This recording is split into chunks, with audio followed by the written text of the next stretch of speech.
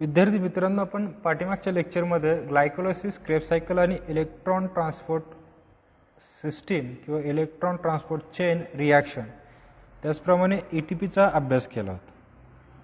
आजच्या लेक्चरमध्ये आपण थोडक्यामध्ये आपण काय बघणार आहे तर त्याच्या पुढचा जो भाग आपला त्या दिवशी राहिलेला आहे म्हणजे हाऊ इट इज फॉर्म, मसल्समध्ये कसं होतं किंवा अजून वेगवेगळ्या प्रोसेस आहेत, कार्बोहायड्रेट असेल किंवा अजून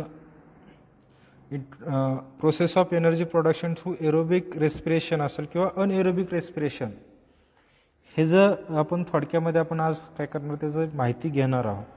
तर मित्रांनो, सुरुवातीला आपण काय बघू, थोडीशी ह्याच्याबद्दल माहिती बघू. अजून insufficient amount of carbohydrate in the body, ज्यावेळेस आपल्या शरीरामध्ये आपण ज्यावेळेस जेवण केलेलं नसतं किंवा आपण ज्यावेळेस एका दिवशी फास्टिंग म्हणजे उपवास धरलेला असतो, फास्टिंग आणि काय हंगर असेल, त्यावेळेस आपल्या शरीरामध्ये काय नसतं, कार्बोहायड्रेट उपलब्ध किंवा त्याचा साठा जो आहे तो काय असतो, कमी प्रमाणात असतो. त्यावेळेस आपल्या शरीराला एनर्जी प्रोडक्शन करण्यासाठी आपल्या शरीरामध्ये, आपलं शरीर तर कंटिन्युअसली काय व्हायला पाहिजे, रन झालं पाहिजे. आपल्या शरीरामध्ये काय व्हायला पाहिजे, एनर्जीचं प्रोडक्शन व्हायला पाहिजे. आणि एनर्जी प्रोडक्शन होण्यासाठी त्यावेळेस कशाचा वापर केला जातो तर लिपिड अँड प्रोटीनचा वापर केला जातो. During this period lipid and protein are utilised for energy production. In case of lipid, आता आपण मगाशी म्हटलं होतं की ग्लुकोजचं ऑक्सिडेशन होतं स्टेप वाईज मॅनरने. त्या ठिकाणी एटीपी, FADH2 आणि NADH2 तयार होतं. परंतु आता हे लिपिड असल्यानंतर काय होणार आहे, लिपिड असल्यानंतर काय होणार, जर रेस्पिरेटरी सबस्ट्रेट जर लिपिड असेल तर ह्या लिपिडचं रूपांतर कशामध्ये होणार आहे, फॅटी ॲसिडमध्ये होणार आहे. कशामध्ये होणार आहे, फॅटी ॲसिडमध्ये होणार आहे. आणि त्या ठिकाणी प्रोटीन जर असेल, रेस्पिरेटरी सबस्टन्स ग्लुकोजच्या ऐवजी काय असणार आहे, प्रोटीन असेल, त्यावेळेस प्रोटीनचं रूपांतर कशामध्ये होणार आहे, ॲमिनो ॲसिड होणार आहे. आता ह्या ठिकाणी फॅटी ॲसिड आणि ॲमिनो ॲसिड तयार झालं. लिपिडपासून काय तयार होतं तर फॅटी ॲसिड, आणि ॲमिनो ॲसिडपासून प्रोटीनपासून काय तयार होतं, प्रोटीनचं रूपांतर ॲमिनो ॲसिडमध्ये होतं. आणि ज्यावेळेस फॅटी ॲसिड आणि ॲमिनो ॲसिड तयार होतील त्यावेळेस हे जे फॅटी ॲसिड आणि amino acid that are also परत त्याचं कन्व्हर्जन कशामध्ये होतं तर ॲसिटिल कोएमध्ये होतं. कशामध्ये होतं, ॲसिटिल कोएमध्ये होतं.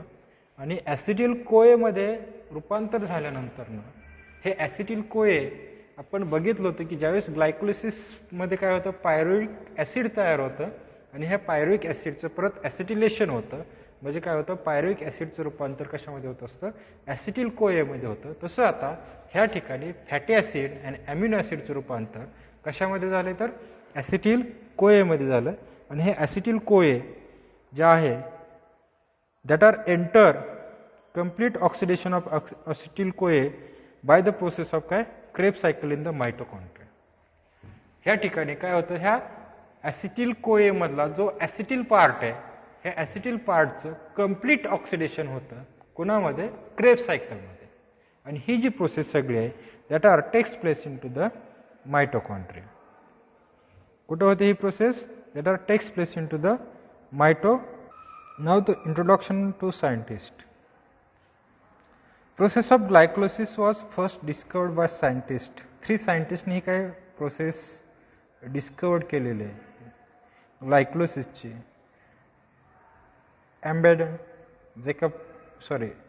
मेयरहॉफ आणि पार्नस, ह्या 3 शास्त्रज्ञांनी ही ग्लायकोलिसिसचा काय केला, शोध लावला. आणि ह्यांनी जो हा एक्सपेरिमेंट आहे, हा एक्सपेरिमेंट कशावरती एक्सपेरिमेंट परफॉर्म केला तर that are perform on muscles. कोणावरती केला, हा मसल्सवरती केला.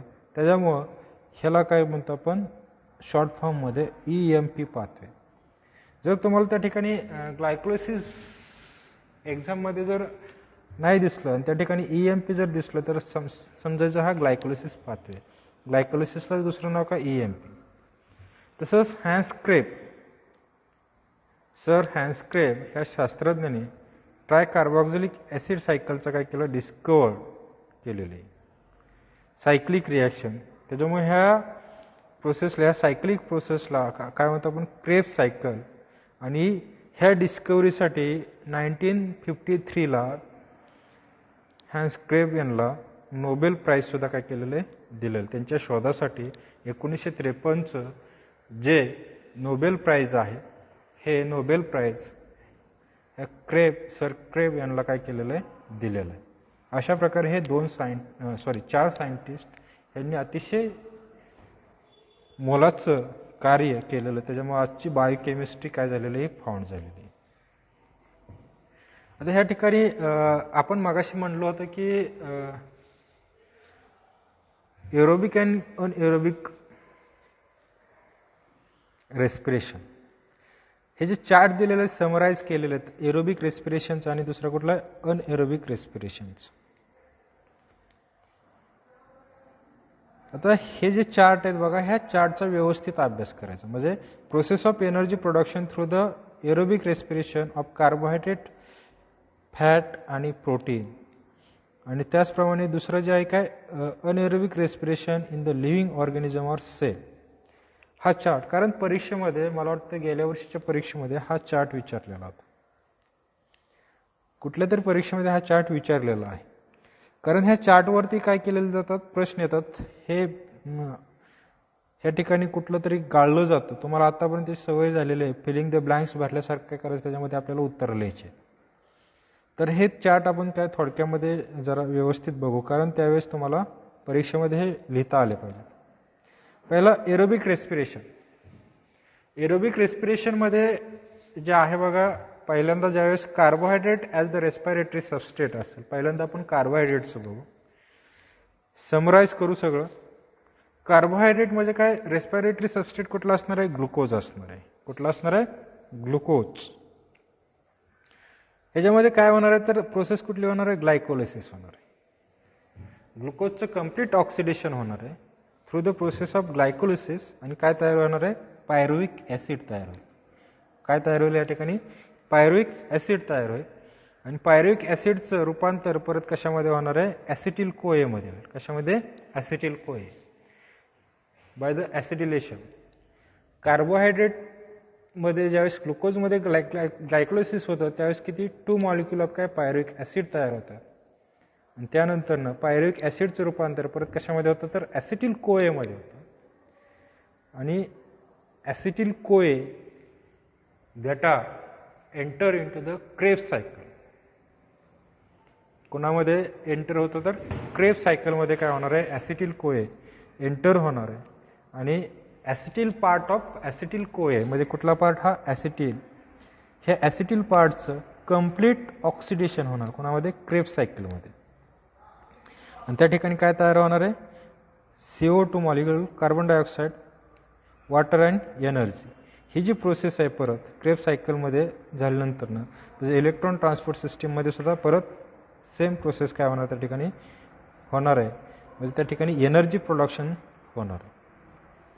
परत ज्यावेळेस लिपिड हा सबस्ट्रेट असेल, रेस्पिरेटरी सबस्ट्रेट लिपिड असेल, लिपिडचं कन्व्हर्जन कशामध्ये होणार आहे, फॅटी ॲसिडमध्ये होणार. आणि फॅटी ॲसिडचं रूपांतर परत दॅट आर कन्व्हर्टेड इंटू काय, ॲसिटिल कोएमध्ये होईल. काय होणार आहे, ॲसिटिल कोएमध्ये होणार. आणि ॲसिटिल कोए नंतरनं बाकीची जी प्रोसेस आहे, क्रेब्स सायकल, त्यानंतरनं इलेक्ट्रॉन ट्रान्सपोर्ट सिस्टीम आणि एनर्जी प्रोडक्शन, कार्बन डायऑक्साईड आणि वॉटर प्रोडक्शन काय होणार या ठिकाणी होणार आहे. ज्यावेळेस रेस्पिरेटरी सबस्ट्रेट प्रोटीन असेल, कुठला सबस्ट्रेट असणार आहे, प्रोटीन, त्यावेळेस ह्या प्रोटीनचं रूपांतर कशामध्ये होणार आहे, ॲमिनो ॲसिड्समध्ये. प्रोटीन इज कन्व्हर्टेड इंटू काय, amino acid. and then it is enter into काय, ॲसिटिल कोए, ॲसिटिल, ॲमिनो ॲसिडचं रूपांतर कशामध्ये होणार आहे, ॲसिटिल कोएमध्ये होणार आहे. आणि ॲसिटिल कोए परत that are enter into the acetyl CoA that enter into the Krebs cycle. आणि देन क्रेब्स सायकल नंतरनं काय होणार आहे, इलेक्ट्रॉन ट्रान्सपोर्ट सिस्टीम आणि त्याच्यापासून काय कार्बन डायऑक्साईड, वॉटर मॉलिक्यूल आणि काय मेन जो आहे कुठला एनर्जी तयार होणार आहे. अशा प्रकारे हे समराईज केलेलं आहे एरोबिक रेस्पिरेशन.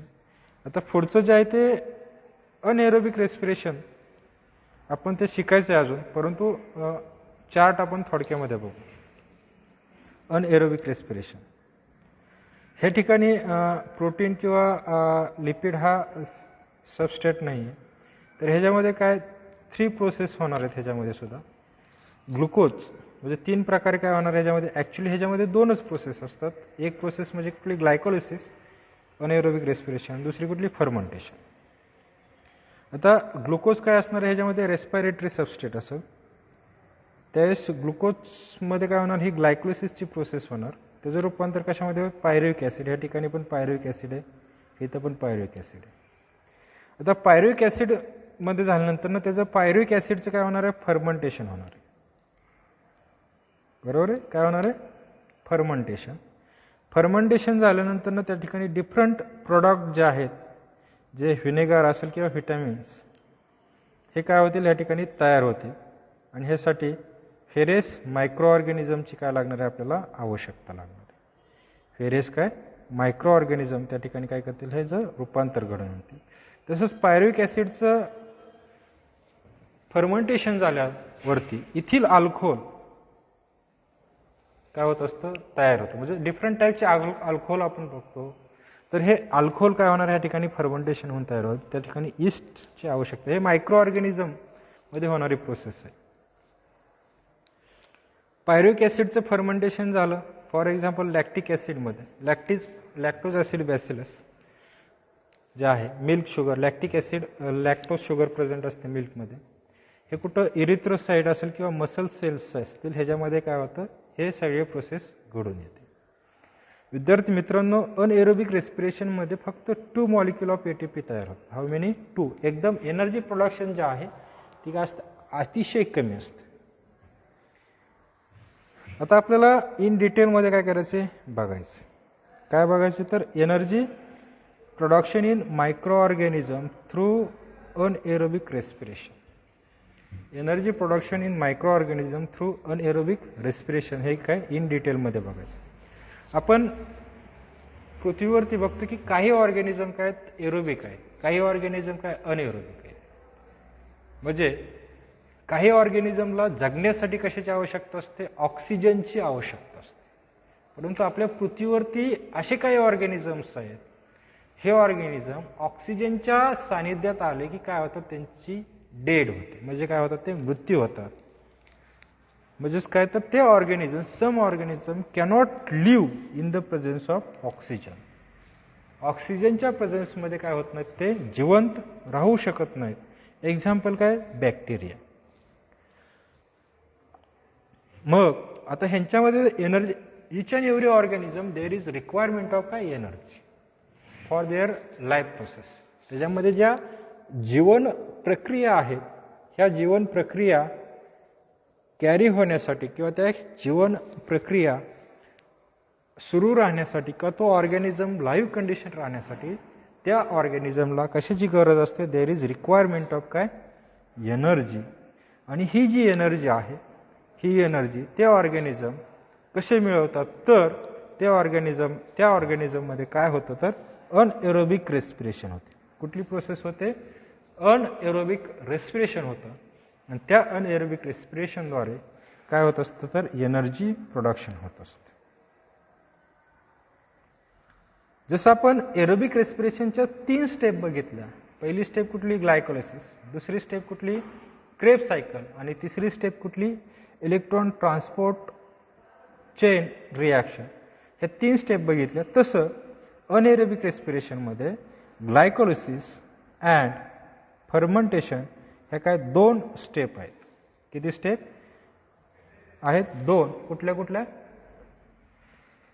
ग्लायकोलिसिस आणि फर्मेंटेशन. ह्या 2 स्टेप कशामध्ये आहेत तर अनएरोबिक रेस्पिरेशनमध्ये.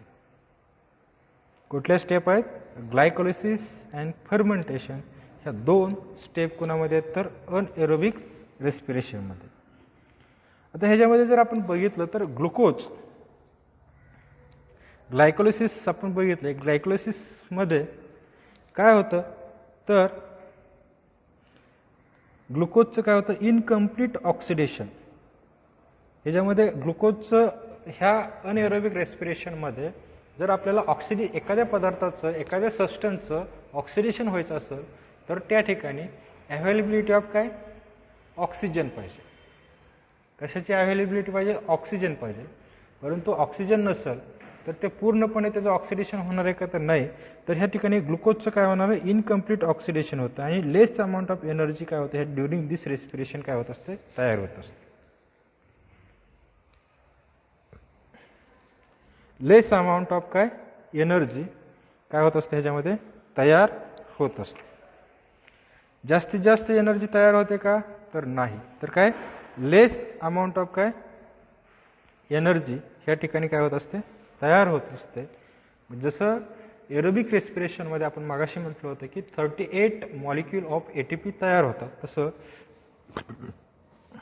अनएरोबिक रेस्पिरेशनमध्ये फक्त 2 एटीपी मॉलिक्यूल तयार होतात. How many? 2 एटीपी मॉलिक्यूल काय होत असतात फॉर्म होत असतात. आता ह्याच्यामध्ये ज्यावेळेस ग्लायकोलिसिसचा एंड प्रोडक्ट आपल्याला माहिती आहे कुठला? Pyruvic acid. पायरुविक ॲसिड तयार झाल्यानंतर that are converted into the organic acid or alcohol with the help of some enzyme. आणि हा जो पायरुविक ॲसिड तयार झालेला असतो कुठं? ग्लायकोलिसिसमध्ये.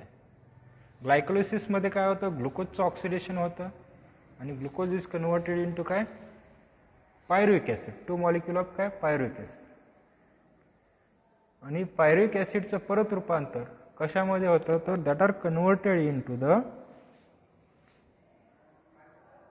pyruvic acid is converted into the organic acid or alcohol during anaerobic respiration. Anaerobic रेस्पिरेशनच्या सहाय्यानं हे पायरुविक ॲसिडचं रूपांतर कशामध्ये होतं? तर ऑर्गॅनिक ॲसिड किंवा अल्कोहोल ह्याच्यामध्ये काय होत असतं हे रूपांतर होत असतं. आणि हे रूपांतर करण्यासाठी त्या ठिकाणी काय असतात एन्झाईम्स प्रेझेंट असतात, some with the help of some enzymes.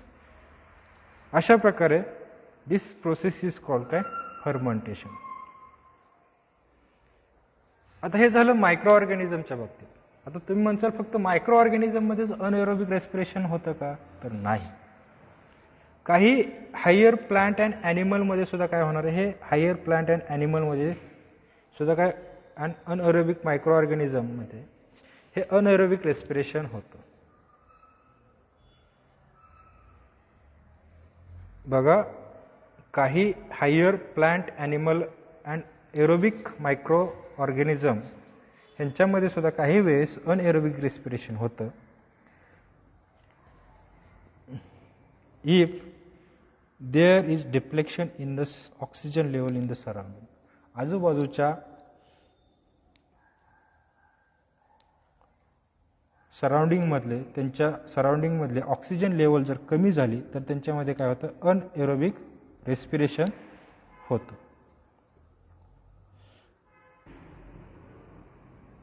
Okay मित्रांनो, मगाशी मी काय म्हटलं होतं की आपल्या शरीरामध्ये ज्या some higher plant and animal किंवा काही मायक्रो ऑर्गॅनिझम असे आहेत एरोबिक मायक्रो ऑर्गॅनिझम ह्यांच्यामध्ये काय होतं तर अनएरोबिक रेस्पिरेशन होतं. आता हेच एक्झाम्पल आपल्याला ह्या ठिकाणी दिलेलं आहे. प्लांटमध्ये कधी अनएरोबिक रेस्पिरेशन होतं किंवा जे ॲनिमल्स आहेत ह्यांच्यामध्ये कधी अनएरोबिक रेस्पिरेशन होतं हे लक्षात ठेवायचं, कारण ह्याच्यावरती परीक्षेमध्ये बऱ्याच वेळेला प्रश्न येतो. Seed perform anaerobic respiration if the soil is submerge under water during germination. Seed perform anaerobic respiration. Seed कधी परफॉर्म अनएरोबिक रेस्पिरेशन करतात? ज्यावेळेस ते कधी करणार आहेत? ज्यावेळेस जी सॉइल जी आहे that are submerge under water. पाण्याच्या आतमध्ये काय होणार झालेली ती सॉइल काय झालेली असते बुडलेली असते. Soil submerge under the water. त्याच वेळेस काय होतं हे सीड्स अनएरोबिक रेस्पिरेशन काय करतात परफॉर्म करतात. सिमिलरली मसल सेल जे आहेत ह्युमन बिंगच्या मसल सेलमध्ये सुद्धा काय होतं तर अनएरोबिक रेस्पिरेशन होतं. पण हे कधी होतं? During exercise. ज्यावेळेस आपण व्यायाम करत असतो त्यावेळेस आपल्या शरीरामध्ये ज्या मसल सेल्स आहेत ह्यांच्यामध्ये अनएरोबिक रेस्पिरेशन होतं. कारण त्यावेळेस काय होतं, less amount of energy produced in our body. आपल्या शरीरामध्ये त्यावेळेस काय होत असतं, आपल्या शरीरामध्ये कमी ऊर्जा तयार होत असते. तयार होऊन त्या ठिकाणी लॅक्टिक ॲसिड ॲक्युमुलेटेड, आणि त्यामुळं आपल्याला काय होत असतं, ज्यावेळेस आपल्या मांसपेशी विनॉक्सिशेशन करत असतात त्यावेळेस आपल्या शरीरामध्ये लेस अमाऊंट ऑफ एनर्जी प्रोड्यूस होते आणि लॅक्टिक ॲसिड त्या ठिकाणी आपल्या शरीरामध्ये काय होत असतं, ॲक्युमुलेट होत असतं. त्याच्यामुळं आपण टायर्ड म्हणजे आपल्याला थकल्यासारखं त्या ठिकाणी वाटत असतं. हे काय 2 एक्झाम्पल्स आहेत कधी कधी होतं ते. ओके विद्यार्थी मित्रांनो, ह्या ठिकाणी परत अजून काय 2 प्रश्न विचारलेले. कुठले प्रश्न आहेत तर which type of cellular respiration perform complete oxidation of glucose. आपण सेल्युलर रेस्पिरेशनचे 2 प्रकार बघितलेत, एक एरोबिक रेस्पिरेशन आणि दुसरा कुठला आहे अनएरोबिक रेस्पिरेशन. मग ह्या ठिकाणी कुठलं रेस्पिरेशन विचारलंय. जर कम्प्लीट ऑक्सिडेशन व्हायचं असेल तर आपल्याला कुठली आवश्यकता आहे तर प्रेझन्स ऑफ ऑक्सिजन. कम्प्लीट ऑक्सिडेशनसाठी आपल्याला कशाची आवश्यकता आहे तर प्रेझन्स ऑफ ऑक्सिजन. म्हणजे त्या ठिकाणी काय व्हायला पाहिजे तर सेल्युलर रेस्पिरेशन व्हायला पाहिजे. आणि ह्या ठिकाणी जर आपण बघितलं अनएरोबिक रेस्पिरेशनमध्ये कम्प्लीट ऑक्सिडेशन होते का ग्लुकोजचं तर नाही होत. त्या ठिकाणी अनएरोबिक रेस्पिरेशन फक्त होतं. त्याचप्रमाणे दुसरा जो क्वेश्चन आहे, which cell organelle is necessary for complete oxidation of काय ग्लुकोज. ह्या ग्लुकोज मॉलिक्यूलचं कम्प्लीट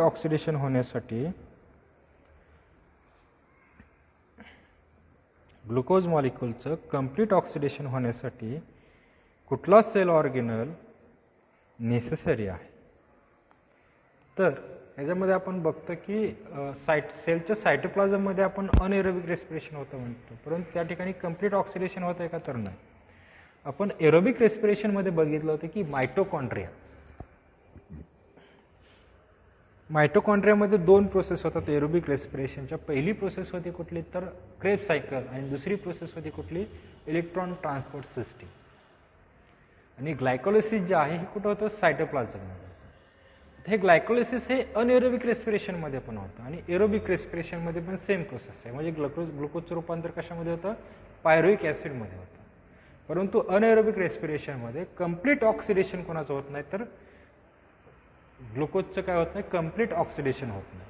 परंतु एरोबिक रेस्पिरेशनमध्ये कम्प्लीट ऑक्सिडेशन होतं. का होतं कारण हे पायरुविक ॲसिड पासून काय तयार होतं ॲसिटिल कोए तयार होतं आणि ॲसिटिल कोए कोणामध्ये एंटर होतं तर क्रेब्स सायकलमध्ये एंटर होतं.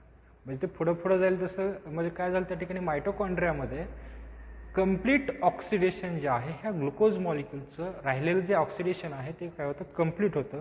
त्याच्यामुळं ह्या ठिकाणी जर सेल ऑर्गेनेल आपल्याला जर प्रश्न असाला which cell organelle is required किंवा necessary for complete oxidation of glucose तर त्याचं उत्तर काय लिहिणार तुम्ही मायटोकॉन्ड्रिया. काय लिहिणार त्याचं उत्तर मायटोकॉन्ड्रिया लिहिणार.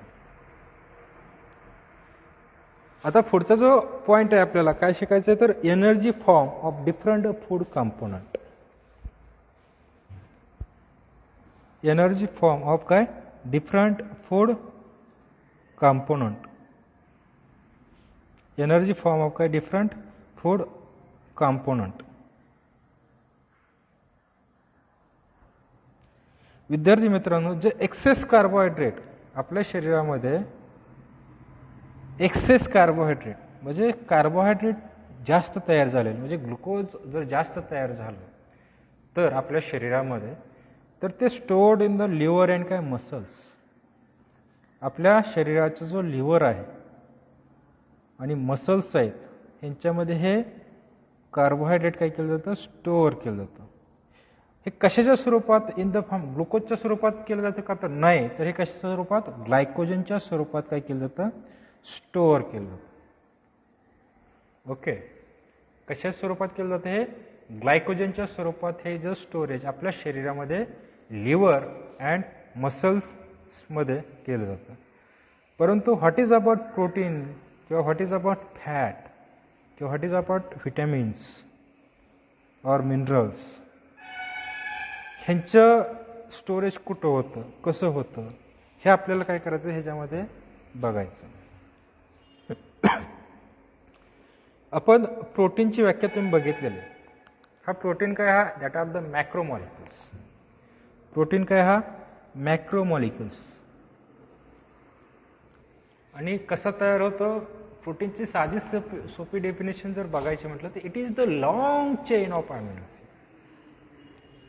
लॉंग म्हणजे आपण त्याच्यामध्ये स्पेसिफिक हजारो अमिनो ॲसिड एकामागून एक काय झालेले असतात, एकामेकाला जॉईंट झालेले असतात आणि त्यावेळेस काय होत असतं, प्रोटीन मॉलिक्यूल तयार होतं. लॉंग चेन ऑफ काय अमिनो ॲसिड किंवा bonding together by amino acids, ह्याला काय म्हणतो आपण, प्रोटीन म्हणतो. आणि ह्या अमिनो ॲसिडमध्ये हे एकमेकाला जे जॉईंट झालेले असतात ते कशाच्या माध्यमातून झालेले असतात, त्यांच्यामध्ये एक बॉन्ड असतो, त्या बॉन्डला पेप्टाइड बॉन्ड किंवा पेप्टाइड लिंकेज म्हणतो आपण. काय म्हणायचं त्याला, पेप्टाइड बॉन्ड किंवा पेप्टाइड लिंकेज म्हणायचं. Okay, the protein first class protein. Now another term first class protein. First class protein कुणाला म्हणायचं,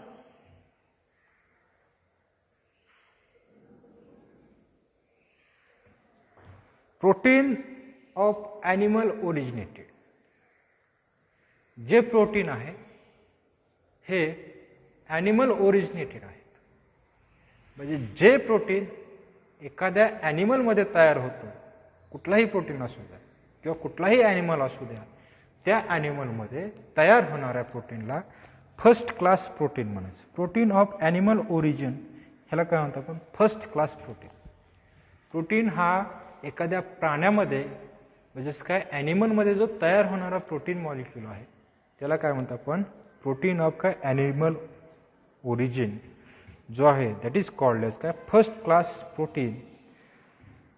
आपण कार्बोहायड्रेट बघितलं होतं की 1 ग्रॅम कार्बोहायड्रेट पासून किती 4 किलो कॅलरी काय होत असते, एनर्जी भेटत असतं. तसंच हिथं पण 1 ग्रॅम प्रोटीन पासून how many 4 kilo calorie energy काय होत असते, भेटत असते. येते लक्षामध्ये, किती 4 किलो कॅलरी. कार्बोहायड्रेट आणि प्रोटीन सेम आहे, परंतु ज्यावेळेस आपण लिपिडमध्ये जाईल त्यावेळेस 1 ग्रॅम ऑफ फॅट, त्यावेळेस समथिंग अबाउट किती 9 किलो कॅलरी आपल्याला भेटत असते. म्हणजे कॅलरी व्हॅल्यू जे आहे हे फॅटचं जास्त आहे आणि कार्बोहायड्रेट आणि प्रोटीन ह्यांचं काय इक्वल आहे. अमिनो ॲसिड जे आहेत आपल्या शरीराला, हे अमिनो ॲसिड्स कधी भेटतात, ज्यावेळेस आपण प्रोटीन ऑब्वियसली ज्यावेळेस आपण एखादा प्रोटीन आपल्या शरीरामध्ये घेईल त्यावेळेस आपल्याला अमिनो ॲसिड भेटते. डायजेशन ऑफ प्रोटीन, आपल्याला प्रोटीन मॉलिक्यूल घ्यायला म्हणजे सोर्स ऑफ प्रोटीन असणारा जर घेतला आपण, for example source of protein काय सिरियल्स आहेत, वेगवेगळ्या डाळी आहेत किंवा मिल्क आहे, हे आपण शरीरामध्ये घेतलं, ते घेतलं तरी आपल्याला प्रोटीन मिळणार आहेत का तर नाही. ज्यावेळेस त्या प्रोटीनचं डायजेशन होईल आपल्या शरीरामध्ये, त्या प्रोटीनचं डायजेशन होईल त्यानंतरच आपल्या शरीराला ह्या अमिनो ॲसिड काय होतील, ऑप्टेन होतील. हे जे अमिनो ॲसिड्स आहेत they are absorb in the body and transported up to the each organ and cell via blood. हे जे अमिनो ॲसिड्स आहेत हे अमिनो ॲसिड हे आपल्या शरीरामध्ये ॲब्सॉर्ब केले जातील आणि प्रत्येक सेलपर्यंत up to the every organ of the cell ह्यांच्यापर्यंत काय होतं, ते ट्रान्सपोर्ट होतं. परंतु हे ट्रान्सपोर्ट होताना हे कसे ट्रान्सपोर्ट होतील, व्हाया ब्लड. कशाच्या सहाय्याने होतील तर ह्या ब्लडच्या साह्याने. म्हणजे ह्यांचं absorption digested protein material, digest झालेलं प्रोटीन आहे, हे कुठे ॲब्सॉर्ब केलं जाईल तर ब्लडमध्ये. आणि ह्या ब्लडमधून परत आपल्या शरीरातील इच अँड एव्हरी सेलपर्यंत हे प्रोटीन काय होतील त्या ठिकाणी जातील. आणि हे जे form those amino acids organ and cell form those, हे जे ॲमिनो ॲसिड्स आहेत organ and cell produce various protein necessary according to themself of the body. आणि अशा प्रकारे ह्या ॲमिनो ॲसिडपासून जे त्या ठिकाणचं ऑर्गन असेल आणि सेल असेल हे काय करतात, आपल्या शरीराला किंवा आपल्या शरीराच्या आवश्यकतेनुसार आपल्या शरीराला जी गरज कुठली आहे त्यानुसार ह्या प्रथिनांचं किंवा प्रोटीनची काय केली जाते, निर्मिती केली जाते. आपल्या शरीराला लागणारे जे प्रोटीन्स आहेत according to requirement of body ह्या ॲमिनो ॲसिडपासून त्या सेलमध्ये, ज्या सेलमध्ये हे ॲमिनो ॲसिड जाणार आहे त्या सेलमध्ये ह्या प्रोटीनची निर्मिती केली जाते. खाली एक्झाम्पल दिलेले आहेत. म्हणजे आपल्या कुठल्या ह्याच्यामध्ये कुठले ॲमिनो ॲसिड असतात, कुठल्या ऑर्गनमध्ये कुठले ॲमिनो ॲसिड असतात. जर आपण स्किनचा जर विचार केला, कोणाचा स्किनचा, स्किनमध्ये जर आपण बघितलं तर त्या ठिकाणी काय असतात, मेलॅनिन आणि कॅरेटिन नावाचे दोन प्रोटीन असतात. इथे लक्षामध्ये मेलॅनिन आणि काय कॅरेटिन. बोनचा विचार केला त्या ठिकाणी ऑसिन नावाचं प्रोटीन असतं. कुठलं, ऑसिन. सेल जर विचार केला त्याच्यामध्ये अनेक प्रोटीन असतात. प्रोटीन ऑफ काय, सेल मेम्ब्रेन्स. जे सेल मेम्ब्रेनमध्ये जे प्रोटीन असतात ते त्याच्यामध्ये असतात. त्याचप्रमाणे व्हेरियस एन्झाईम्स असतात. आता हे एन्झाईम जे आहेत, आपण आता मगाशी बघितलं की कार्बोऑक्सिलेशन किंवा ह्या ज्या प्रोसेस होतात कुठल्या, glycolysis, Krebs cycle, electron transport system असं, अनएरोबिक रेस्पिरेशन असं, ह्या प्रोसेसमध्ये काय होतं, एका सबस्टन्सचं रूपांतर काय होत असतं दुसऱ्या सबस्टन्समध्ये होत असतं. आणि हे कॅरी करण्यासाठी कशाची आवश्यकता असते तर एन्झाईमची आवश्यकता असते. एन्झाईम कशापासून बनलेले असतात तर they are made up of काय, प्रोटीन. म्हणजे ॲमिनो ॲसिडपासून एन्झाईम इनडायरेक्टली म्हणायचं झालं तर ॲमिनो ॲसिडपासून एन्झाईम बनलेले असतात. म्हणजेच काय तर त्या ठिकाणी काय असणार आहे तर हे जे सेल आहे आणि व्हेरियस एन्झाईम जे सेलमध्ये प्रेझेंट असणार ते काय झाले, प्रोटीन. परत जर आपण पॅनक्रियाटिक ग्लँडमध्ये जर बघितलं, इन्सुलिन अँड ट्रिप्सिन हे काय असतात, प्रोटीन असतात. कुठले, इन्सुलिन अँड ट्रिप्सिन. पिट्युटरी ग्लँडमध्ये जर बघितलं आपण तर इट इज व्हेरियस हार्मोन्स काय असतात त्याच्यामध्ये प्रेझेंट असतात. Hormones that are the chemical messenger. आणि ह्या हार्मोन्स पण कशापासून बनलेले असतात तर प्रोटीन मॉलिक्यूलपासून बनलेले असतात.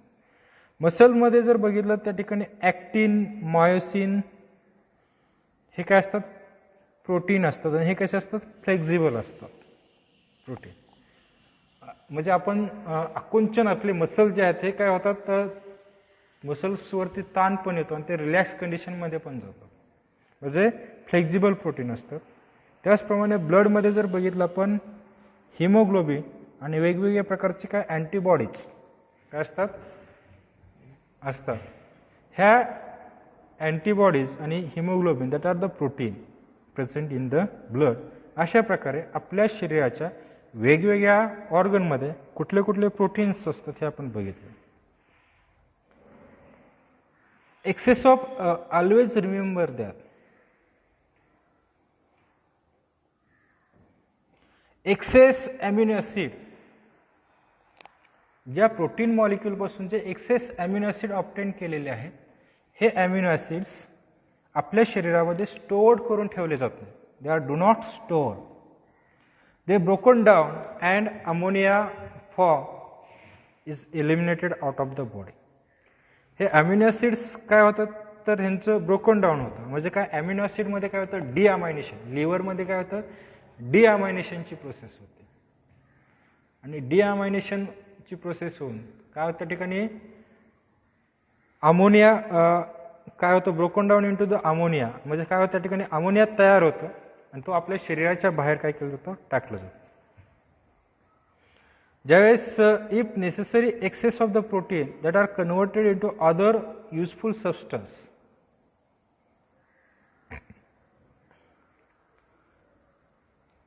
म्हणजे जर एक्सेस प्रोटीन मॉलिक्यूल झाला तर त्या प्रोटीन मॉलिक्यूलचं काय केलं जातं, अदर युजफुल सबस्टन्समध्ये काय केलं जातं, रूपांतर केलं जातं. लाईक ग्लुकोज, एक्झाम्पल काय दिलं येतं, glucose bye the process of काय, ग्लुकोनिओजेनेसिस. कुठली प्रोसेस आहे, बाय द प्रोसेस ऑफ काय, ग्लुकोनिओजेनेसिस. ग्लायकोलिसिसची एक्झॅक्ट उलटी प्रोसेस कुठली आहे तर ग्लुकोनिओजेनेसिस. म्हणजे काय येतं त्या ठिकाणी, ग्लायकोलिसिसमध्ये पायरुवेट पासून काय होतं, सॉरी ग्लुकोज पासून पायरुवेट मॉलिक्यूल तयार होतं. तर ग्लायकोनिओजेनेसिसमध्ये काय होतं, पायरुवेट पासून काय ग्लुकोज मॉलिक्यूल काय होत असतं, तयार होत असतं.